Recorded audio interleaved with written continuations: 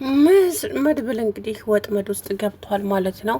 ታሪኩን ካለቀቃችሁት ህይወት አደጋ ላይ ነው ያለው ብሎ እንግዲህ አቶ ካሌብ አስፈራርቶታል። ማህሌት እያንዳንዱን ኢንፎርሜሽን እንግዲህ አሁን ለብሩክና ለመድብል እያቀበለች ትገኛለች። ነገር ግን እሷ ላይ እንግዲህ ከባድ እርምጃ ለመውሰድ ሊገደድ ነው ማለት ነው የካሌብ ቅጥረኛ። እናም ከዚህ በኋላ እንግዲህ የሚፈጠሩት ነገሮች ከባዶች ናቸው።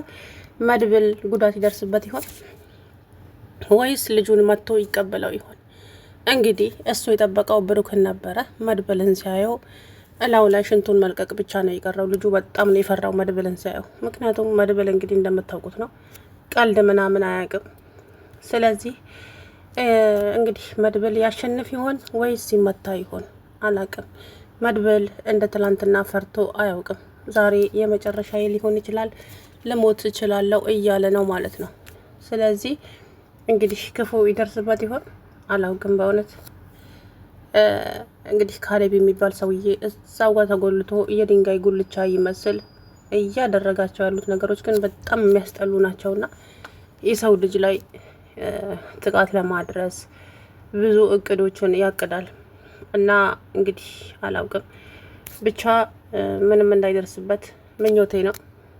ምንም እንትን ካለ በጣም ነው የሚያስጠላው ማለት ነው። ስለዚህ መድብል እንግዲህ ፈጣሪ ያተርፈዋል ብዬ ተስፋ አደርጋለሁኝ። እኔ እንጃ አላውቅም ብቻ ዞሮ ከዚህ በኋላ እንግዲህ ምን እንደሚፈጠር አብረን የምናየው ይሆናል ማለት ነው። እናም ማህሌት አሁን ላይ በጣም ፈርታለች። እባክህን መድብል፣ እባክህን መድብል ይሄ ነገር ይቅር፣ እባክህ መድብል ይቅር እያለች ነው ማለት ነው። ስለዚህ እንግዲህ ምን የሚፈጠር ይመስላችኋል? ከዚህ በኋላ ከባድ ችግር ይፈጠራል እውነቱን ለመናገር እና ዞሮ እንግዲህ ማህሌት አሁን ላይ ይቅርታ የማታደርግልኝም ማለት ነው። ይቅርታ የምታደርግልኝ መቼ ነው? እኔና ቅድስት ስንጋባ ምናምን አላት። ጭራሽ እንድትናደድ ማለት ነው። እናም አሁን ላይ መድብል ለሷ ምንም አይነት ርህራሄ ማን ነው ብሩክ ምንም አይነት ርህራሄ ለሷ እንደሌለው ነው እየተናገረ ያለው።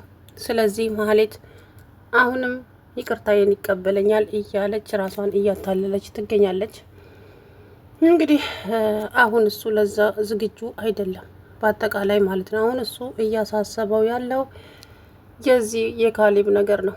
ካሌብ የሚባል ሰውዬ እንግዲህ እነሱ ላይ ጥቃት ለማድረስ ከቀን ወደ ቀን ታሪኩ እኔ የገረመኝ ነገር ታሪኩ መድብልን መክዳቱ አይገርምም?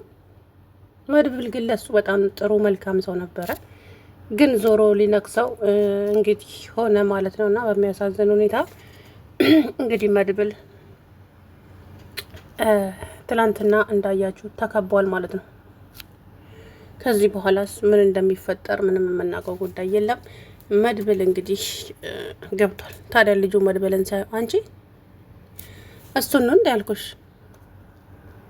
እኔ እኮ ጥሪ ያልኩሽ ብሩክን እንጂ መድብልን አይደለም ማለት። ልክ ሲያየው አዋራው ቡነን ያለው በጣም ነበር የደነገጠው። የሚያደርገው ሁሉ ነው የጠፋበት ማለት ነውና ስለዚህ እንግዲህ ምን እንደሚፈጠር አይታወቅም። እውነት ያ ልጅ መድብል ላይ ይተኩስበታል ወይስ መድብል መጥቶ ይጥለዋል ልጁን? አላውቅም። ያው የሚፈጠሩ ነገሮች በጣም ብዙ ናቸው። ከባድ ነው ማለት ነው። ከዚህ በኋላ እንግዲህ መድብል አሁን ብዙ ብዙ ብዙ ቻሌንጆች አሉበት። ነገር ግን የካሌብ ምንትያ አግዘሃለሁ፣ ችግር የለውም፣ ምንም አትፍራ ብሎታል። ምናልባትም እሱ ከጎኑ ሊቆም ይችላል ብዬ ተስፋ አደርጋለሁኝ።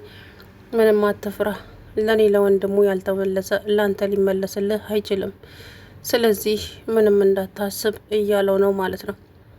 ያው አካባቢ የሚባል የካሌብ ምንትያ ወንድም ነው። እኔ ሁሌም ከጎን ነኝ። ስለዚህ ምንም ነገር እንዳትፈራ፣ እናም እስከ መጨረሻው ካንተ ጋር ነኝ እያለው ነበር ማለት ነው። እና እንግዲህ እስኪ ምን እንደሚፈጠር ደግሞ አብረን የምናየው ነው የሚሆነው። ከዚህ በኋላ ያው ከባድ ነው የሚሆነው እውነት ለመናገር በጣም ከባድ ለዛውም ማለት ነው። ዞሮ እንግዲህ መድብል አሁን ያለበት ትናንት እንዳያችሁት ነው። አሳሳቢ ነው ማለት ነው። ምክንያቱም አሳሳቢ ነው ያልኳችሁ ልጁ በደመ ነፍስ በፍርሃት ሊመታው ይችላል። ይሄ ግልጽ ነው፣ ይመታዋል። ለምን በጣም ደንግጧል መድብልን ሲያየው ማለት ነው። እንግዲህ አንዳንድ ጊዜ ያልታሰበ ነገር ይሆናል እና ዞሮ ብቻ የመሀሌት ነገር ማለቂያ የለውም። አሁን ለምን እንደዚህ የሆኑ ይመስሏቸዋል? ስለ ታሪኩ ስለተያዘባቸው ብቻ ነው። ታሪኩን ልቀቁት። ታሪኩን ካለቀቅ ግን ማለቴን አስክሬኗን ነው የምታነሱት ከዚህ ጋር ብሎ ለብሩክ ደወለለት። ስለዚህ መሀሌት እንደምታዩት በትንሽ በትልቁ ፈሪ ናት። እንግዲህ ይገለኛል በሚል ሁኔታ እንግዲህ እየተንቀጠቀጠች ነበር። እርግጠኛ ነኝ መድብል አይሸነፍም። ከተሸነፈም ደግሞ ያው የከፋ ጉዳት ይደርስበታል ብዬ አላስብም ማለት ነው። ታሪኩን ታዲያ አለም ስትንቀለቀል ክላዛ የታሰረበት ቦታ ገብታ እሱ ቀድሞ ነው እጁን ፈቶ ቁጭ ብሏል። ለማምለጥ እንግዲህ ሙከራ እያደረገ ነው። እዛ እጁን ፈቶ ስለነበረ ነው የእጁን እግሬን ሳብ አድርጊልኝ ሲል ቀብ አደረጋት ማለት ነው እሷን። ነገር ግን ያ የተመታውን እግሩን አንዴ ስትለው አሽመድምዳ ለቀቀችውና አምልጣ ወጣች ማለት ነው። በቀጣይ ታሪኩ ያመልጣል። ከዛ መድብል ላይ ጥቃት ያደርስበታል ማለት ነው ታሪኩ የሚባል ካህዲ። ምክንያቱም እሱም ህይወቱን ለማትረፍ ሲል ከዛ መድብልን ካስወገድከው በኋላ አንተ ከሀገር ትወጣለህ። ፕሌን ተዘጋጅቶልሃል። ቀጥታ ወደ አሜሪካ ትሄዳለህ። ይሄንን ካደረክ አለዛ ግን እዚሁ ትቀመጣታለህ ከመድብል ጋር እያለ እንግዲህ እያስፈራራው ይገኛል ማለት ነው። አስባችሁታል? ይሄ ነው የሰው ልጅ እንግዲህ ብቻ ከባድ ነው። ዞሮ ከዚህ በኋላ እንግዲህ ምን እንደሚፈጠር ደግሞ አብረን የምናየው ይሆናል ማለት ነው። ነገር ግን መሀሌት አሁን ላይ በቃ በፍርሃት ውስጥ ነች እና ከዛ ልትወጣ ሻንጣዋን እየሸካከፈች እያለ ነው ልጁ የመጣባት። እንግዲህ ለማምለጥ ሙከራ ላይ ነበረች። ነገር ግን በፍርሃት ውስጥ ሆና ልጁ ቦግ ብሎ መጣባት። ያ ነገር ደግሞ በጣም አስደንግጧታል። አሁን ቀጥ ብለሽ ደዊና ታሪኩን እንዲለቁ አድርጊ። አይ የምትይ ከሆነ እዚሁ ግንባርሽን ብዬ ገላግየሽ ነው የሚሄደው እያለ እንግዲህ እያስፈራራት ነበር ማለት ነው። እሷም ለህይወቷ ስለምሰጋ ያው ሁላችንም ለመኖር አይደለ ደወለች ብሩክ ጋ። ምን ቀረሽ ደግሞ ሲላት እባክህን ተቀበለውና ታሪኩን አሁን በደቂቃ ውስጥ ማትለቁት ከሆነ የዚችን ሴትዮ አስክሬን ነው ከዚህ ጋር የምታነሳው ምናምን ብሎ ለሱ ደወለለት። ብሩክ ጉዳዩ አይደለም ታዲያ ጉዳዩ ነው እንደ መሀሌት ብትሞት እሷ በቆሞ ገላው የለም። ለማንኛውም እንግዲህ መድብል ያሸንፋል ወይ የሚለው ጥያቄ እንግዲህ ገና ነው። መድብል በእርግጥም ለአንድ ሰው አያቅተውም፣ ግን ፊት ለፊቱ ላይ ስለተጋረጠበት ምናልባት በፍርሃት ሊመታው ይችላል ማለት ነው። እና እንግዲህ ብሩክም ከኋላ ይደርሳል ብዬ ወይ ያ አካብ የሚባል ልጅ ይደርሳል። ስለዚህ እንግዲህ አብረን የምናየው ነው የሚሆነው ማለት ነው። እና መድብል እንግዲህ ይሄ ትንሽዬ ልጅ መድብል ላይ ጥቃት ያደርስ ሲሆን አላቅም። በአንድ እጁ መሀሌትን ግጥም አድርጎ ይዟታል። ወደ እሱ ከተጠጋ መሀሌት ላይ ሊተኩስ ሆነ። መድብል ያሸንፋል።